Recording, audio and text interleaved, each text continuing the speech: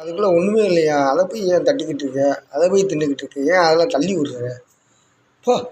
அதுக்குள்ளே ஒன்றுமே இல்லைன்னு சொல்கிறேன்ல, அதை போய் தடவி விட்டுக்கிட்டு கீழே தள்ளி விட்டு பாரு, வாய்க்காலில் விழுந்துருச்சு. வை.